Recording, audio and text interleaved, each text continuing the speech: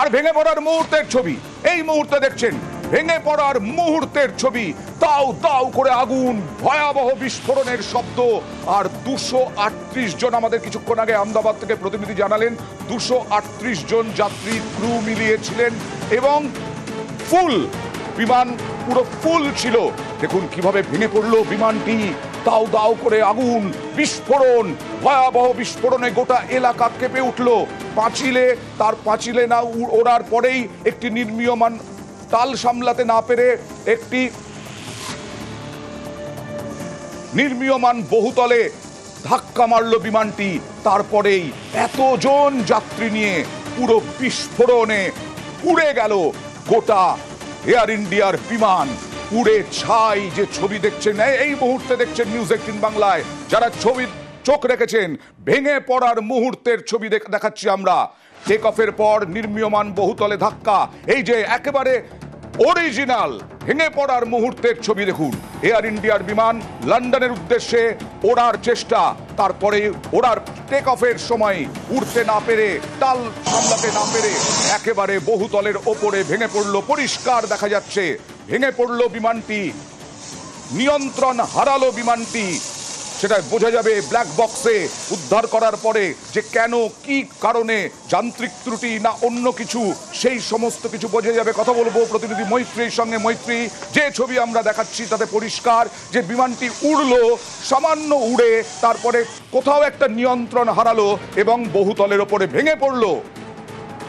একেবারে দেখো যে ছবি সামনে আসছে এবং যে একেবারে অন গ্রাউন্ডে যে ছবি আমাদের সামনে এই মুহূর্তে আসছে, তা কিন্তু একেবারে বলে দিচ্ছে যে বিমানটির যে কোনো অংশই, একেবারে যাকে বলা হয় যে অবশিষ্টাংশ কিছু বাকি নেই বিমানের। এবং এখনো পর্যন্ত বিভিন্ন সূত্র মারফত আমরা যেটা জানতে পারছি, বিমানবন্দর সূত্র মারফত, যে এই বিমানটিতে বোয়িং 787-8 ড্রিমলাইনারের এই বিমানটিতে 230 জন যাত্রী এবং 12 জন ক্রিউ মেম্বার তারা ছিলেন। এবং বিমানটি যখন ওড়ে, এই ওড়ার সময় একেবারে বিমানটি বলা যেতে পারে যে ধাক্কা খায় পাঁচিলে এবং সেখান থেকে রেসিডেন্সিয়াল এলাকার সামনে যে নির্মীয়মান একটি বহুতলে, সেখানে গিয়ে ধাক্কা খায় এবং সেখান থেকেই কিন্তু ভেঙে পড়ে এবং ব্যাপক জোরে বিস্ফোরণ হয়। এবং এই বিস্ফোরণের বিষয়ে যারা বিমান বিশেষজ্ঞরা রয়েছেন বা এয়ারলাইন এক্সপার্ট যারা রয়েছে, তাদের বক্তব্য যে যেহেতু এটা ডিরেক্ট ফ্লাইট ছিল, ফলে ফুয়েল একেবারে পুরোপুরি ভর্তি ছিল, ফুয়েল ট্যাঙ্কার সম্পূর্ণভাবে ভর্তি ছিল এবং সেই কারণেই কিন্তু এই বিমানের যখনই বিমানটি যখন ক্র্যাশ হয় বা যখনই ধাক্কা খায়, তখন এটি একটি বড় এক্সপ্লোসিভের মতো কাজ করে এবং যার জন্যই কিন্তু এত বড় বিস্ফোরণ। এবং তারপরে যখন একেবারে সামনের নির্মীয়মান বহুতলে গিয়ে ধাক্কা খায় বিল্ডিংটি, এবং তখনই কিন্তু বিল্ডিং এর সেখানকার আশেপাশের কিছু মানুষও কিন্তু আহত হয়েছেন এবং তাদেরকে এই মুহূর্তে হাসপাতালে নিয়ে যাওয়া হচ্ছে। তবে বিমানের যারা যাত্রী ছিলেন এবং সঙ্গে সঙ্গে যে ক্রিউ মেম্বার ছিলেন, তাদের কিন্তু কারোরই বাঁচার আশা এই মুহূর্তে করছে না। এই মুহূর্তে সেখানে দমকল কর্মীরা রয়েছে, ডিজাস্টার ম্যানেজমেন্ট টিম রয়েছে, পুলিশ এই ঘটনাস্থলে পৌঁছেছে, স্থানীয় মানুষদের এলাকা থেকে সরিয়ে দেওয়া হচ্ছে, যদিও কালো ধোঁয়ায় এখনো গোটা এলাকা ঘিরে রয়েছে।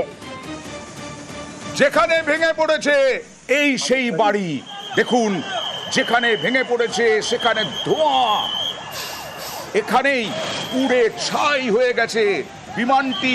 শুধু নয়, বেশ কয়েকটি গাড়ি ভেঙে পড়েছে। আহমেদাবাদে ভয়াবহ বিমান দুর্ঘটনার মুহূর্তের ছবি আমরা দেখাচ্ছিলাম। আর যেখানে ভেঙে পড়েছে দেখুন কি অবস্থা ওই এলাকার।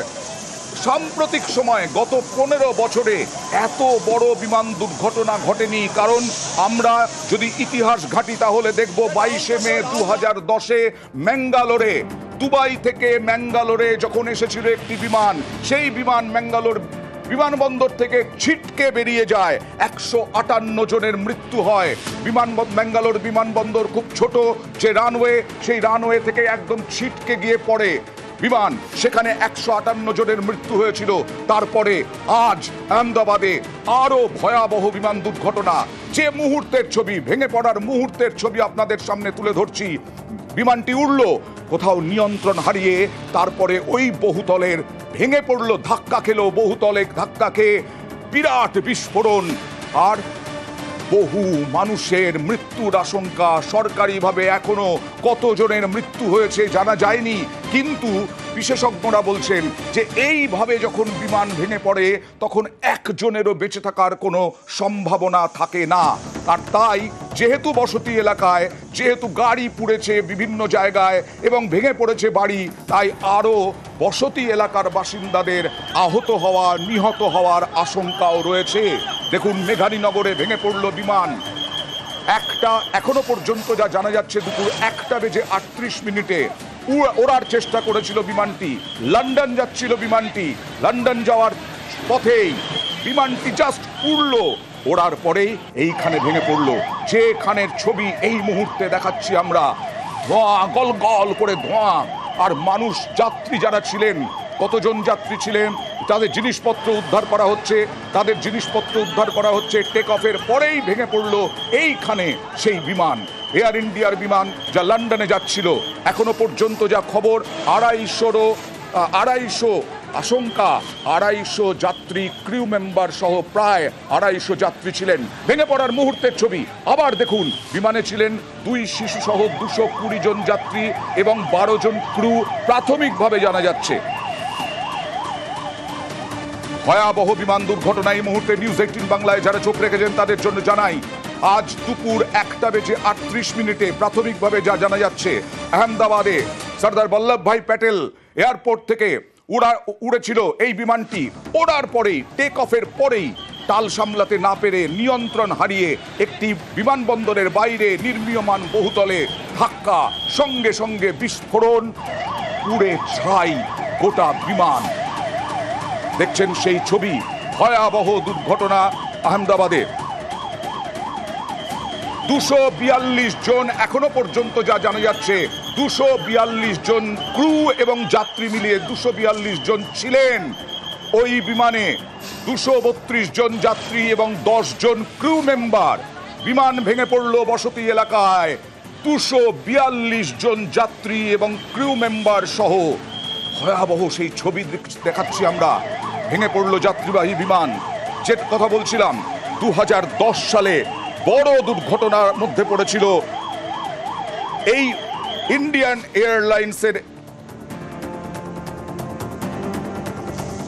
এয়ার ইন্ডিয়ার বিমান, সেটাও ছিল এয়ার ইন্ডিয়ার বিমান।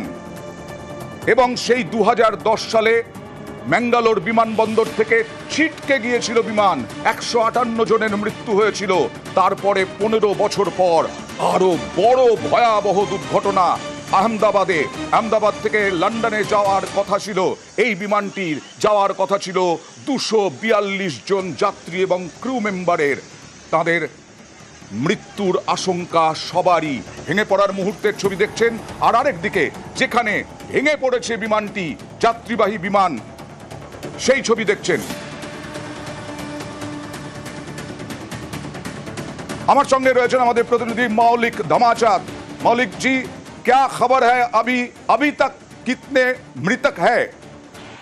ओएन, जिस प्रकार बेसिक जानकारी मिल पा रही है कि फिलहाल 13:10 को ये डिपार्चर होने वाली फ्लाइट जो है वो 1:38 को यहाँ से टेक ऑफ करने वाली थी। अच्छा। अहमदाबाद से पैसेंजर फ्लाइट जो है वो लंदन के लिए एयर इंडिया की जो फ्लाइट जाती है वो जाने वाली थी, पर कुछ खामी की वजह से वो टकराने के कारण सबसे पहले वो ब्लास्ट हुई थी।